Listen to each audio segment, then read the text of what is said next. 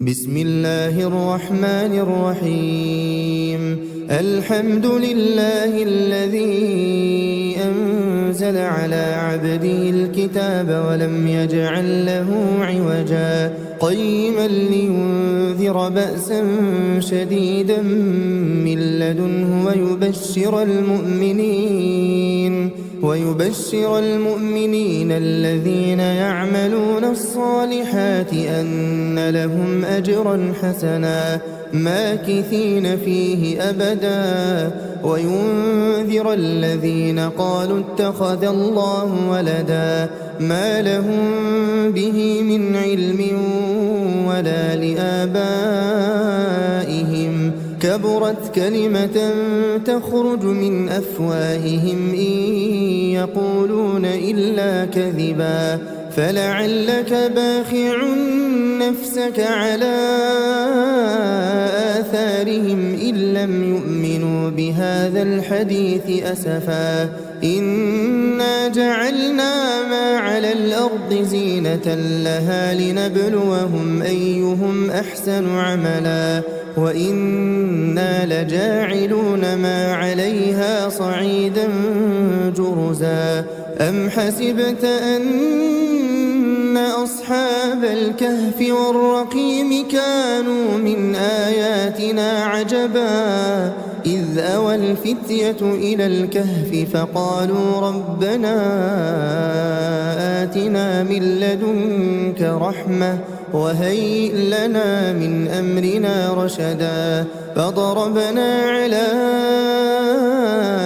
آذانهم في الكهف سنين عددا ثم بعثناهم لنعلم أي الحزبين أحصى لما لبثوا أمدا نحن نقص عليك نبأهم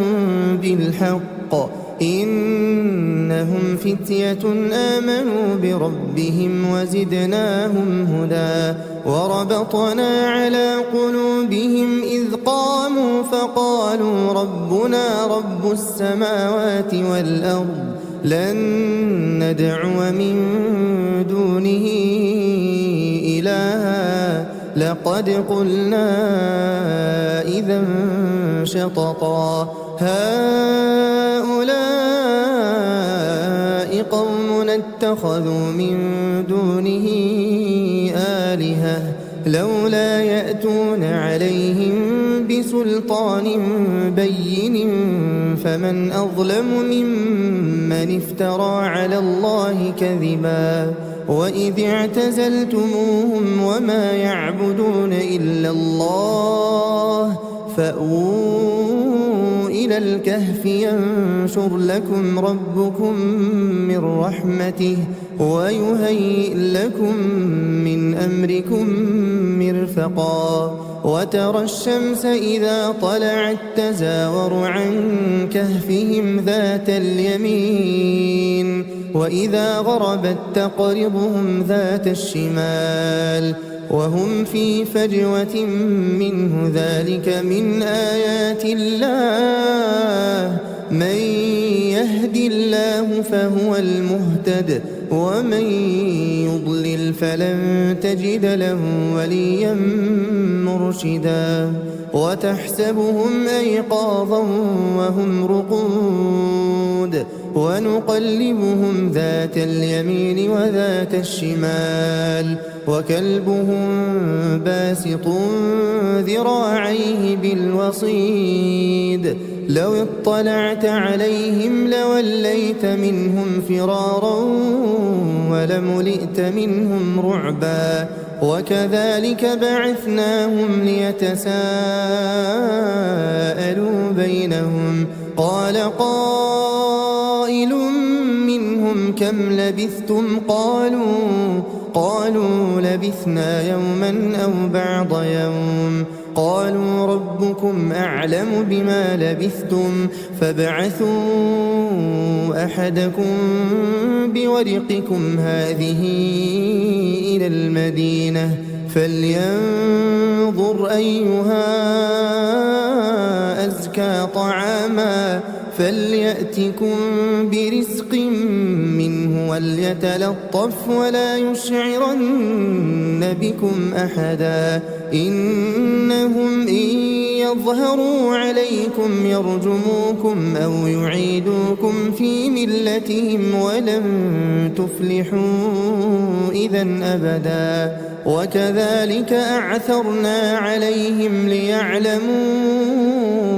أن وعد الله حق وأن الساعة لا ريب فيها إذ يتنازعون بينهم أمرهم فقالوا بنوا عليهم بنيانا ربهم أعلم بهم قال الذين غلبوا على أمرهم لنتخذن عليهم مسجدا سيقولون ثلاثة رابعهم كلبهم ويقولون خمسة سادسهم كلبهم رجما بالغيب ويقولون سبعة وثامنهم كلبهم قل ربي أعلم بعدتهم ما يعلمهم إلا قليل فلا تمار فيهم إلا مراء ظاهرا ولا تستفت فيهم منهم أحدا ولا تقولن لشيء إني فاعل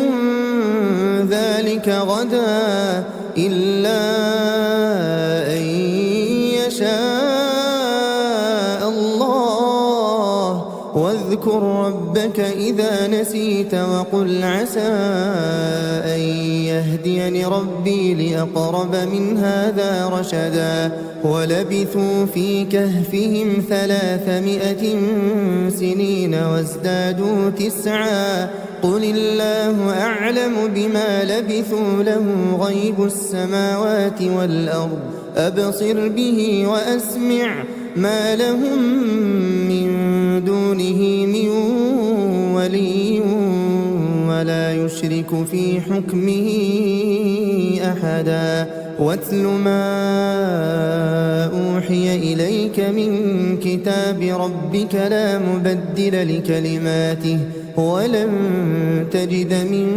دونه ملتحدا واصبر نفسك مع الذين يدعون ربهم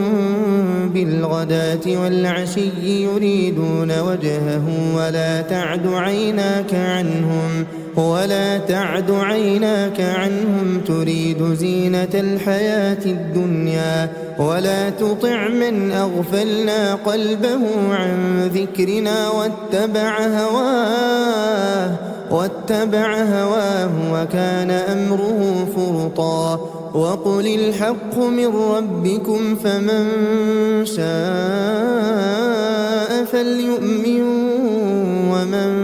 شاء فليكفر إنا أعتدنا للظالمين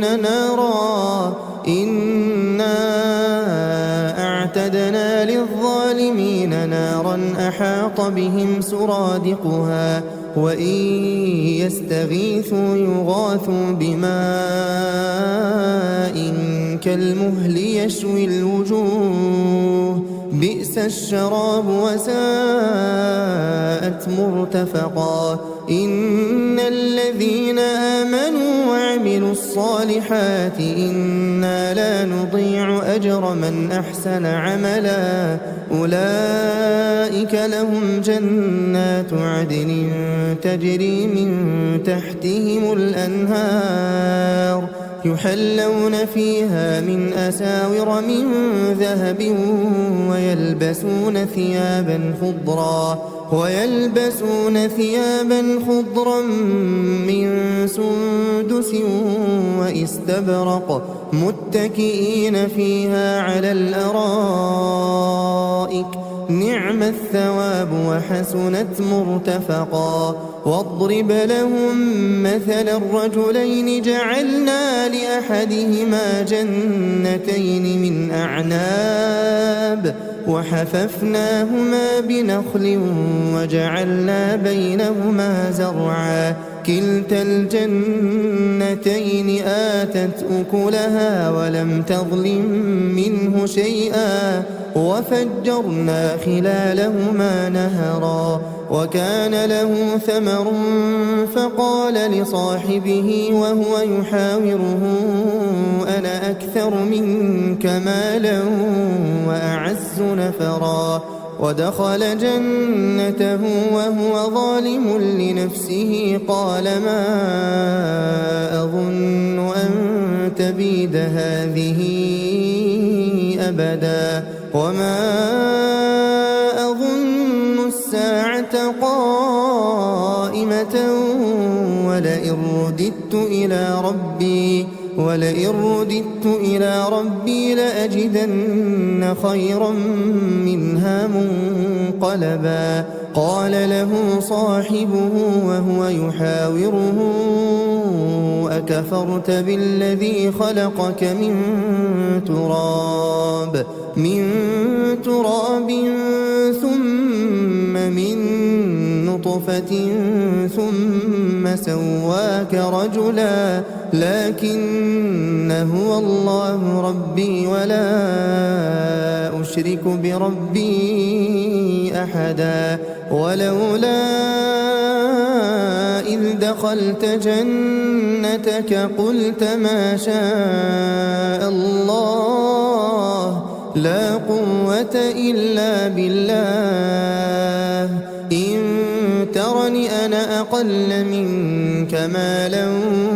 وولدا فعسى ربي أن يؤتيني خيرا من جنتك ويرسل عليها حسبانا من السماء فتصبح صعيدا زلقا أو يصبح ماؤها غورا فلن تستطيع له طلبا وأحيط بثمره فأصبح يقلب كفيه على ما أنفق فيها وهي خاوية على عروشها ويقول يا ليتني لم أشرك بربي أحدا ولم تكن له فئة ينصرونه من دون الله وما كان منتصرا هنالك الولاية لله الحق هو خير ثوابا وخير عقبا واضرب لهم مثل الحياة الدنيا كماء إن أنزلناه من السماء فاختلط به نبات الأرض فأصبح هشيما تذروه الرياح وكان الله على كل شيء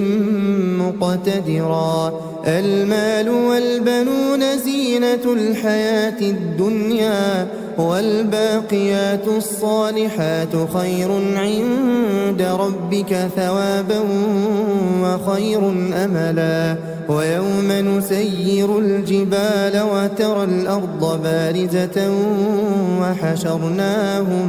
وحشرناهم فلم نغادر منهم أحدا وعرضوا على ربك صفا لقد جئتمونا كما خلقناكم أول مرة بل زعمتم أن لن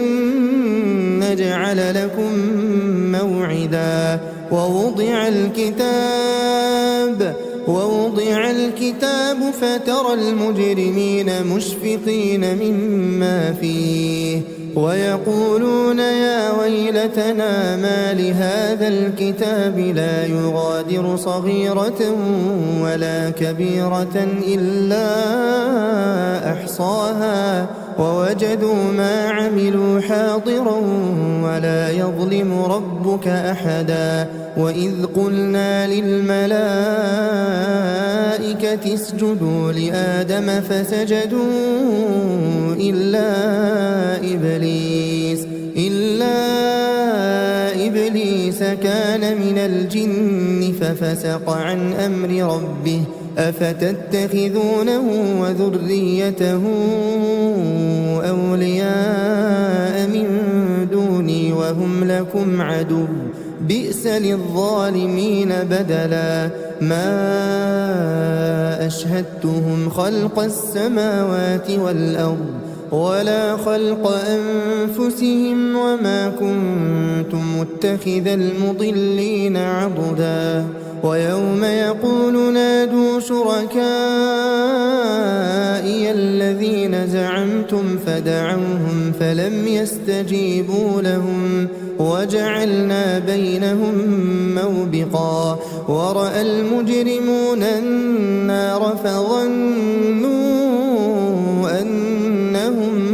مواقعوها ولم يجدوا عنها مصرفا ولقد صرفنا في هذا القرآن للناس من كل مثل وكان الإنسان أكثر شيء جدلا وما منع الناس أن يؤمنوا إذ جاءهم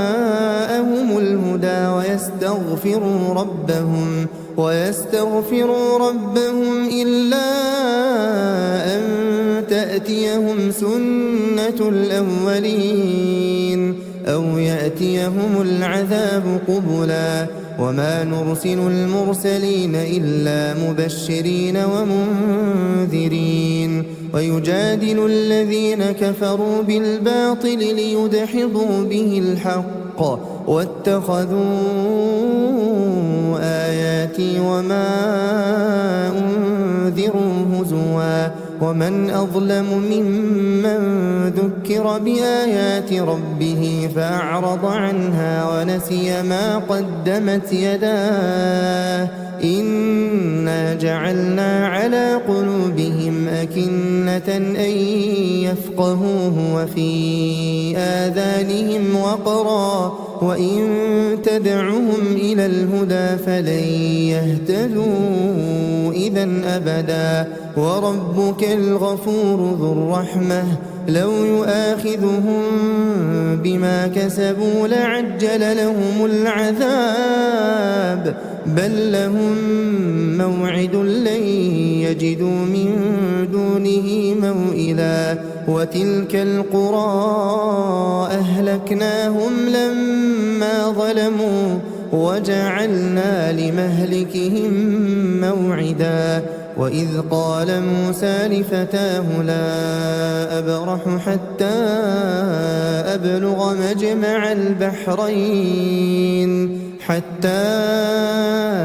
أبلغ مجمع البحرين أو أمضي حقبا فلما بلغا مجمع بينهما نسيا حوتهما فاتخذ سبيله في البحر سربا فلما جاوزا قال لفتاه آتنا غداءنا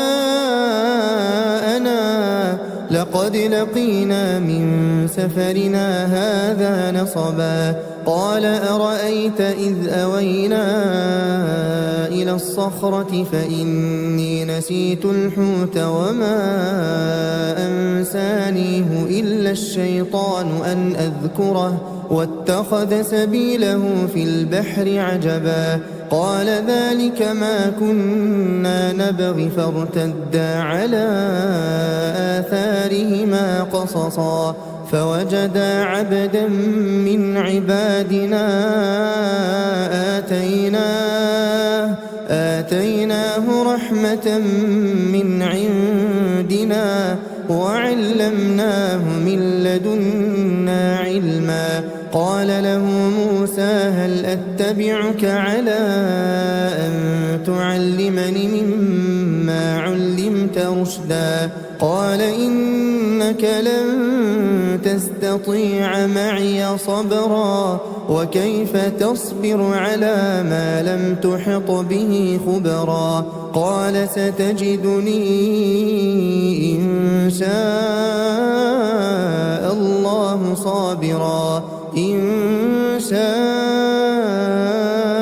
الله صابرا ولا أعصي لك أمرا قال فإن اتبعتني فلا تسألني عن شيء حتى أحدث لك منه ذكرا. فانطلقا حتى إذا ركبا في السفينة خرقها قال أخرقتها لتغرق أهلها لقد جئت شيئا إمرا. قال ألم أقل إنك لن تستطيع معي صبرا. قال لا تؤاخذني بما نسيت ولا ترهقني من أمري عسرا. فانطلقا حتى إذا لقيا غلاما فقتله قال أقتلت نفسا زكية بغير نفس لقد جئت شيئا نكرا. قال ألم أقل لك إنك لن تستطيع معي صبرا. قال إن سألتك عن شيء بعدها فلا تصاحبني قد بلغت من لدني عذرا. فانطلقا حتى إذا أتيا أهل قرية استطعما أهلها فأبوا أن يضيفوهما فوجدا فيها جدارا يريد أن ينقض فأقامه. قال لو شئت لاتخذت عليه أجرا. قال هذا فراق بيني وبينك سأنبئك بتأويل ما لم تستطع عليه صبرا. أما السفينة فكانت لمساكين يعملون في البحر فأردت أن أعيبها وكان وراءهم ملك يأخذ كل سفينة غصبا. وأما الغلام فكان أبواه مؤمنين فخشينا أن يرهقهما طغيانا وكفرا فأردنا أن يبدلهما ربهما خيرا منه زكاة وأقرب رحما. وأما الجدار فكان لغلامين يتيمين في المدينة وكان تحته كنز لهما وكان أبوهما صالحا فأراد ربك أن يبلغا أشدهما ويستخرجا كنزهما رحمة من ربك وما فعلته عن أمري ذلك تأويل ما لم تسطع عليه صبرا. ويسألونك عن ذي القرنين قل سأتلو عليكم منه ذكرا. إنا مكنا له في الأرض وآتيناه من كل شيء سببا فأتبع سببا حتى إذا بلغ مغرب الشمس وجدها تغرب في عين حمئة ووجد عندها قوما قلنا يا ذا القرنين إما أن تعذب وإما أن تتخذ فيهم حسنا. قال أما من ظلم فسوف نعذبه ثم يرد إلى ربه فيعذبه عذابا نكرا. وأما من آمن وعمل صالحا فله جزاء الحسنى وسنقول له من أمرنا يسرا. ثم أتبع سببا حتى إذا بلغ مطلع الشمس وجدها تطلع على قوم لم نجعل لهم من دونها سترا. كذلك وقد أحطنا بما لديه خبرا. ثم أتبع سببا حتى إذا بلغ بين السدين وجد من دونهما قوما لا يكادون يفقهون قولا قالوا يا ذا القرنين إن يأجوج ومأجوج مفسدون في الأرض فهل نجعل لك خرجا على أن تجعل بيننا وبينهم سدا قال ما مكني فيه ربي خير فأعينوني بقوة أجعل بينكم وبينهم ردما آتوني زبر الحديد حتى إذا ساوى بين الصدفين قال انفخوا حتى إذا جعله نارا قال آتوني أفرغ عليه قطرا فما استطاعوا أن يظهروه وما استطاعوا له نقبا قال هذا رحمة من ربي فإذا جاء وعد ربي جعله دكاء وكان وعد ربي حقا وتركنا بعضهم يومئذ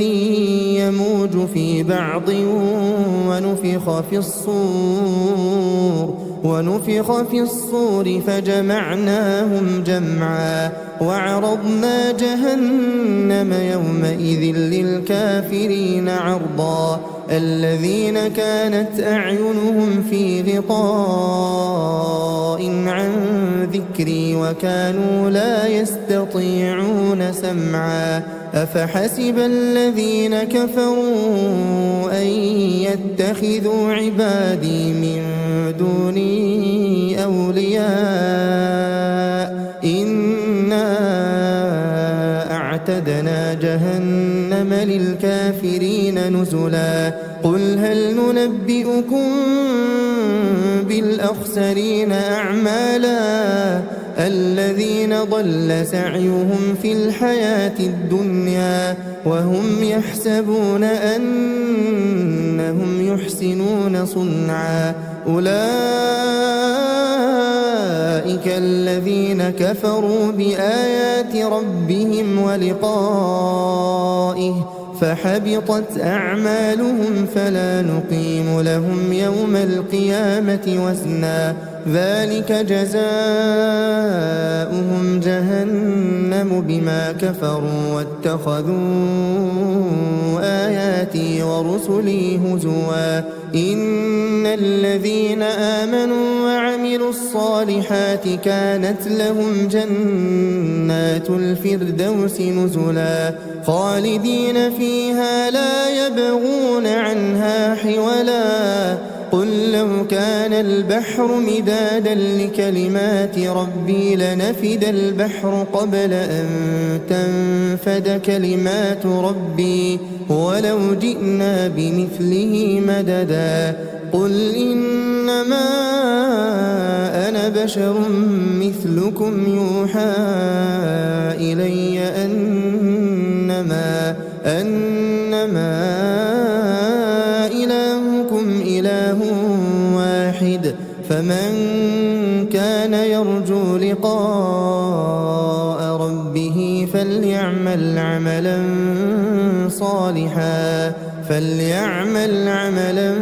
صالحا ولا يشرك بعبادة ربه أحدا بسم الله الرحمن الرحيم الحمد لله الذي أنزل على عبده الكتاب ولم يجعل له عوجا قيما لينذر بأسا شديدا من لدنه ويبشر المؤمنين الذين يعملون الصالحات أن لهم أجرا حسنا ماكثين فيه أبدا وينذر الذين قالوا اتخذ الله ولدا ما لهم به من علم ولا لآبائهم كبرت كلمة تخرج من أفواههم إن يقولون إلا كذبا فلعلك باخع نفسك على آثارهم إن لم يؤمنوا بهذا الحديث أسفا إنا جعلنا ما على الأرض زينة لها لنبلوهم أيهم أحسن عملا وإنا لجاعلون ما عليها صعيدا جرزا أم حسبت أن أصحاب الكهف والرقيم كانوا من آياتنا عجبا إذ أوى الفتية إلى الكهف فقالوا ربنا آتنا من لدنك رحمة وهيئ لنا من أمرنا رشدا فضربنا على آذانهم في الكهف سنين عددا ثم بعثناهم لنعلم أي الحزبين أحصى لما لبثوا أمدا نحن نقص عليك نبأهم بالحق إنهم فتية آمنوا بربهم وزدناهم هدى وربطنا على قلوبهم إذ قاموا فقالوا ربنا رب السماوات والأرض لن ندعو من دونه إلها لقد قلنا إذا شططا هؤلاء قوم اتخذوا من دونه آلهة لولا يأتون عليهم بسلطان بين فمن أظلم ممن افترى على الله كذبا وإذ اعتزلتموهم وما يعبدون إلا الله فأووا إلى الكهف ينشر لكم ربكم من رحمته ويهيئ لكم من أمركم مرفقا وترى الشمس إذا طلعت تزاور عن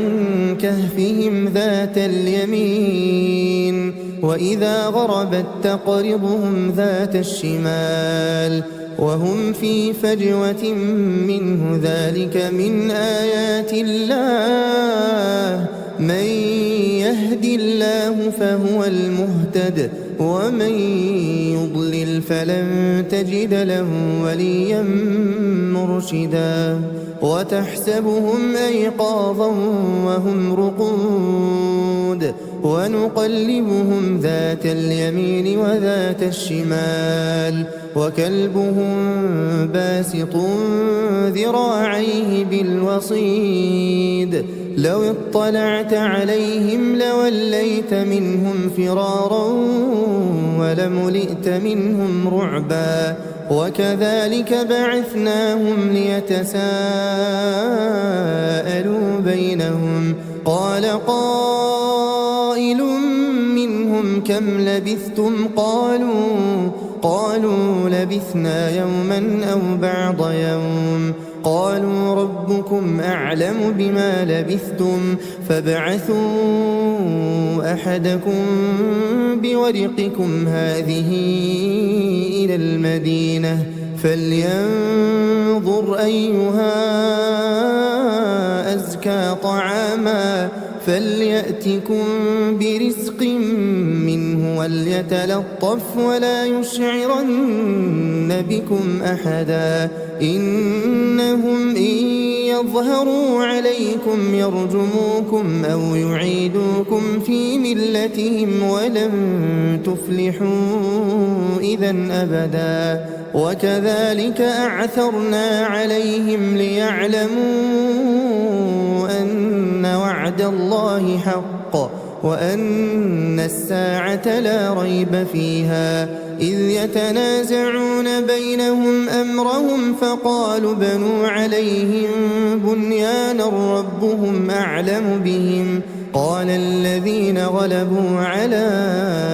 أمرهم لنتخذن عليهم مسجدا سيقولون ثلاثة رابعهم كلبهم ويقولون خمسة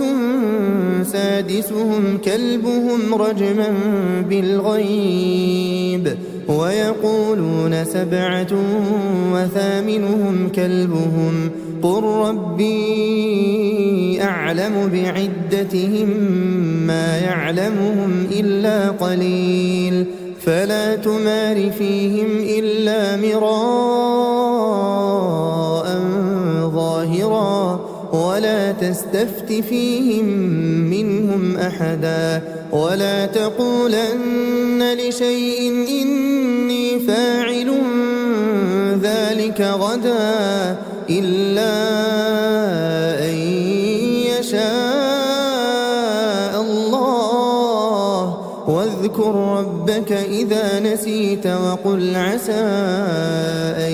يهديني ربي لأقرب من هذا رشدا ولبثوا في كهفهم 300 سنين وازدادوا 9 قل الله أعلم بما لبثوا له غيب السماوات والأرض أبصر به وأسمع ما لهم من دونه من ولي ولا يشرك في حكمه أحدا واتل ما أوحي إليك من كتاب ربك لا مبدل لكلماته ولن تجد من دونه ملتحدا واصبر نفسك مع الذين يدعون ربهم بالغداة والعشي يريدون وجهه ولا تعد عيناك عنهم تريد زينة الحياة الدنيا ولا تطع من أغفلنا قلبه عن ذكرنا واتبع هواه وكان أمره فرطا وقل الحق من ربكم فمن شاء فليؤمن ومن شاء فليكفر إنا أعتدنا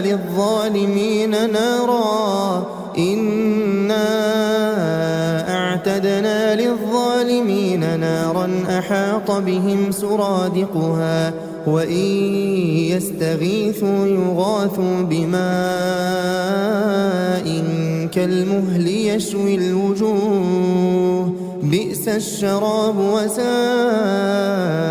مرتفقا إن الذين آمنوا وعملوا الصالحات إنا لا نضيع أجر من أحسن عملا أولئك لهم جنات عدن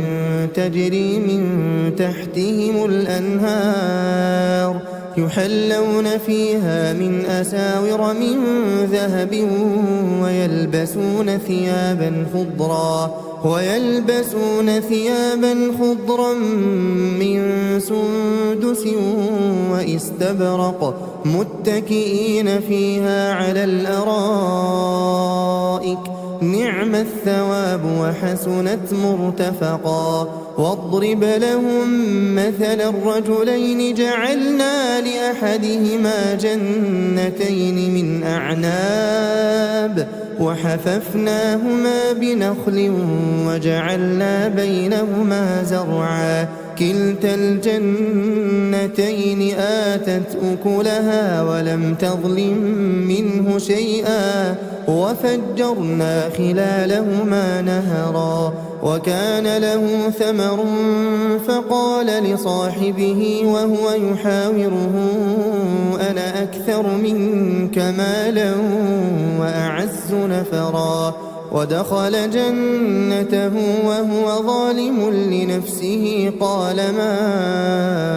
أظن أن تبيد هذه أبدا وما أظن الساعة قائمة ولئن رددت ولئن رددت إلى ربي لأجدن خيرا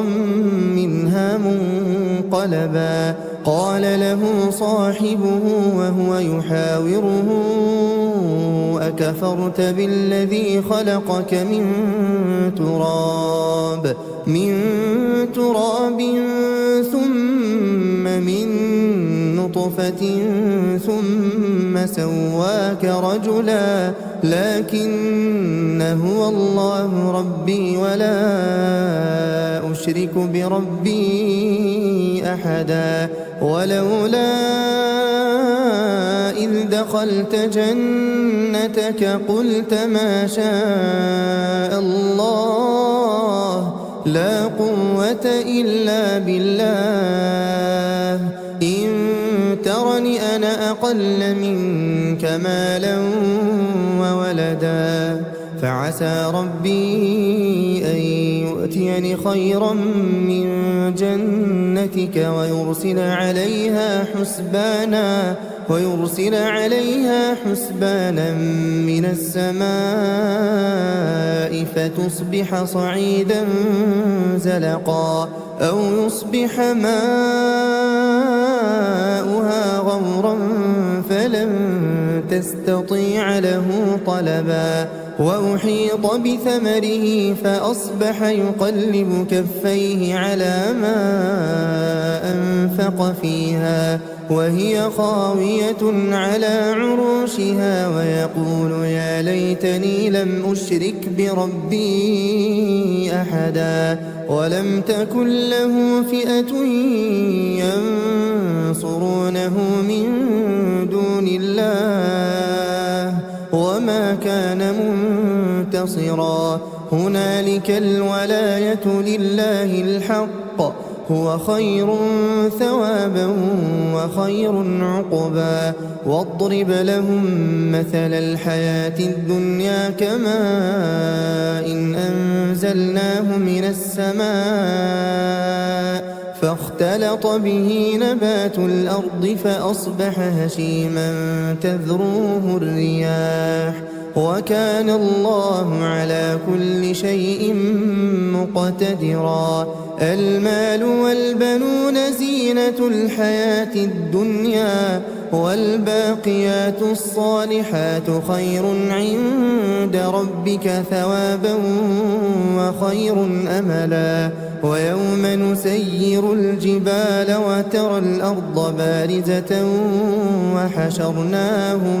وحشرناهم فلم نغادر منهم أحدا وعرضوا على ربك صفا لقد جئتمونا كما خلقناكم أول مرة بل زعمتم أن لن نجعل لكم موعدا ووضع الكتاب فترى المجرمين مشفقين مما فيه ويقولون يا ويلتنا ما لهذا الكتاب لا يغادر صغيرة ولا كبيرة إلا أحصاها ووجدوا ما عملوا حاضرا ولا يظلم ربك أحدا وإذ قلنا للملائكة اسجدوا لآدم فسجدوا إلا إبليس كان من الجن ففسق عن أمر ربه أفتتخذونه وذريته أولياء من دوني وهم لكم عدو بئس للظالمين بدلا ما أشهدتهم خلق السماوات والأرض ولا خلق أنفسهم وما كنت متخذ المضلين عضدا ويوم يقول نادوا شركائي الذين زعمتم فدعوهم فلم يستجيبوا لهم وجعلنا بينهم موبقا ورأى المجرمون النار فظنوا أنهم مواقعوها ولم يجدوا عنها مصرفا ولقد صرفنا في هذا القرآن للناس من كل مثل وكان الإنسان أكثر شيء جدلا وما منع الناس أن يؤمنوا إذ جاءهم الهدى ويستغفروا ربهم إلا أن تأتيهم سنة الأولين أو يأتيهم العذاب قبلا وما نرسل المرسلين إلا مبشرين ومنذرين ويجادل الذين كفروا بالباطل ليدحضوا به الحق واتخذوا آياتي وما أنذروا هزوا ومن أظلم ممن ذكر بآيات ربه فأعرض عنها ونسي ما قدمت يداه إنا جعلنا على قلوبهم أكنة أن يفقهوه وفي آذانهم وقرا وإن تدعهم إلى الهدى فلن يهتدوا إذا أبدا وربك الغفور ذو الرحمة لو يؤاخذهم بما كسبوا لعجل لهم العذاب بل لهم موعد لن يجدوا من دونه موئلا وتلك القرى أهلكناهم لما ظلموا وجعلنا لمهلكهم موعدا وإذ قال موسى لفتاه لا أبرح حتى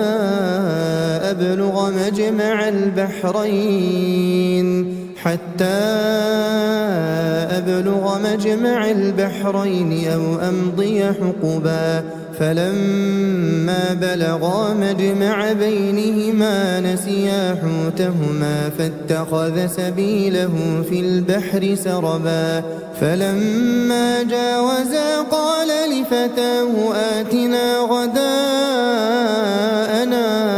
لقد لقينا من سفرنا هذا نصبا قال أرأيت إذ أوينا إلى الصخرة فإني نسيت الحوت وما أنسانيه إلا الشيطان أن أذكره واتخذ سبيله في البحر عجبا قال ذلك ما كنا نبغي فارتدا على آثارهما قصصا فوجدا عبدا من عبادنا آتيناه رحمة من عندنا وعلمناه من لدنا علما قال له موسى هل أتبعك على أن تعلمني مما علمت رشدا قال إنك لن تستطيع معي صبرا وكيف تصبر على ما لم تحط به خبرا قال ستجدني إن شاء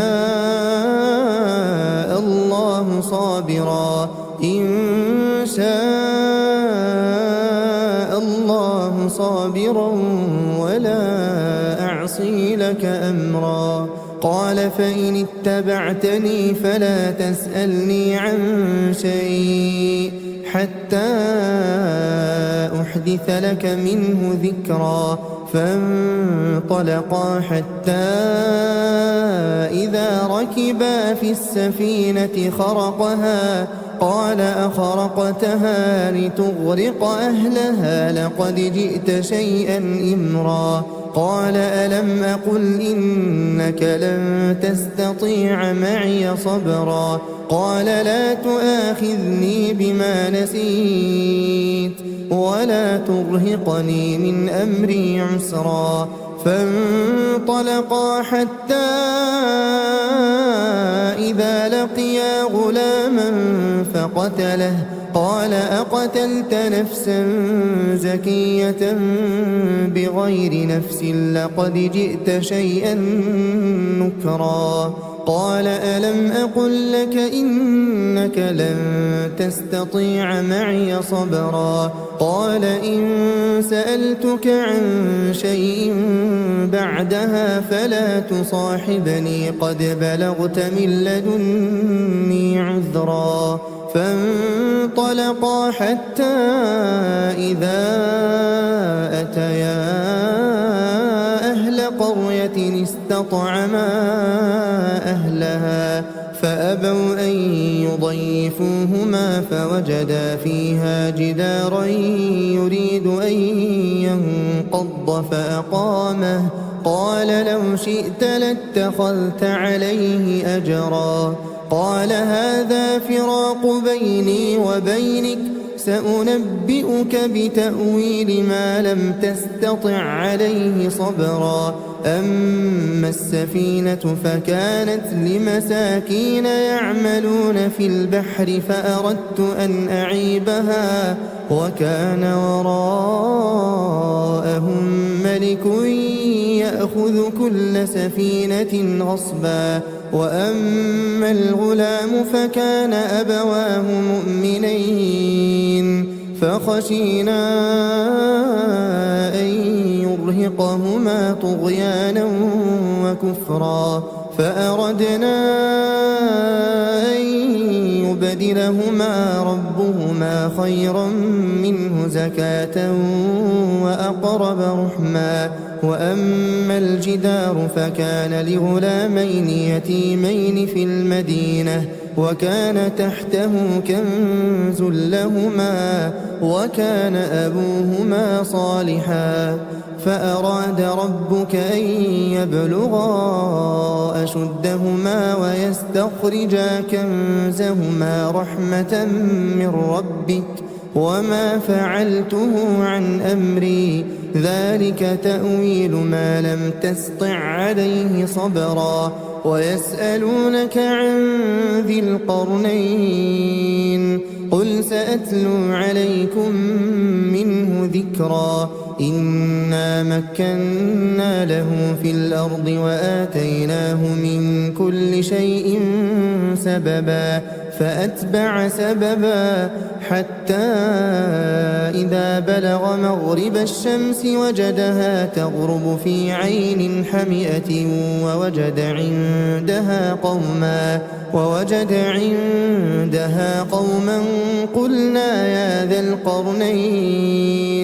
قلنا يا ذا القرنين إما أن تعذب وإما أن تتخذ فيهم حسنا قال أما من ظلم فسوف نعذبه ثم يرد إلى ربه فيعذبه عذابا نكرا وأما من آمن وعمل صالحا فله جزاء الحسنى وسنقول له من أمرنا يسرا ثم أتبع سببا حتى إذا بلغ مطلع الشمس وجدها تطلع على قوم لم نجعل لهم من دونها سترا كذلك وقد أحطنا بما لديه خبرا ثم أتبع سببا حتى إذا بلغ بين السدين وجد من دونهما قوما لا يكادون يفقهون قولا قالوا يا ذا القرنين إن يأجوج ومأجوج مفسدون في الأرض فهل نجعل لك خرجا على أن تجعل بيننا وبينهم سدا قال ما مكني فيه ربي خير فأعينوني بقوة أجعل بينكم وبينهم ردما آتوني زبر الحديد حتى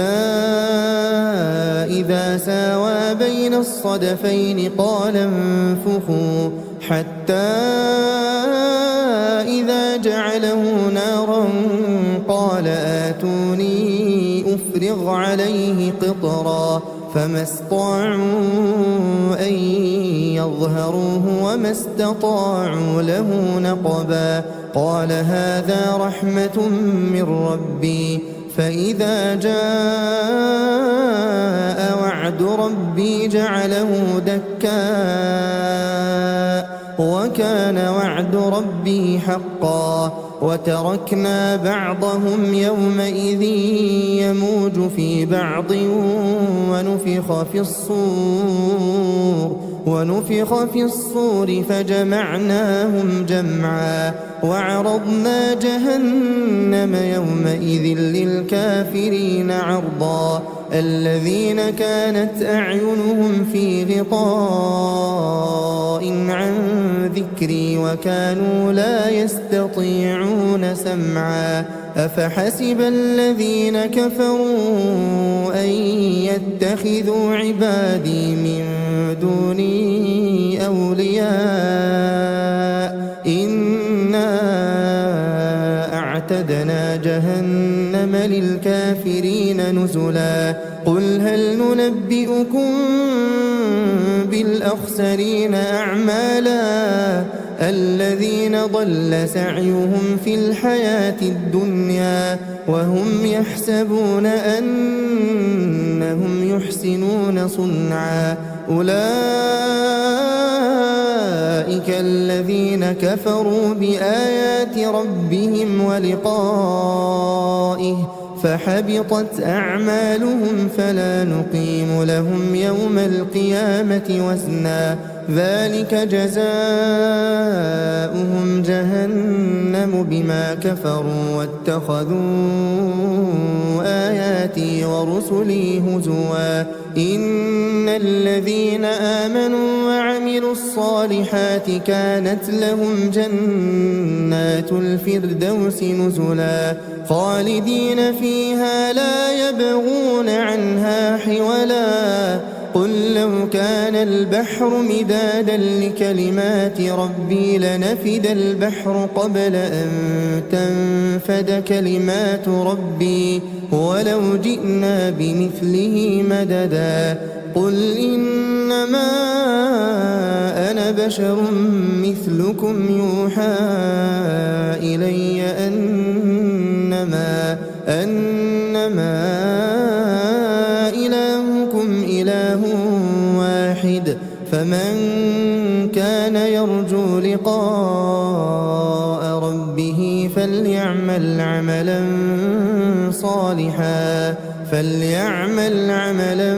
صالحا ولا يشرك بعبادة ربه أحدا.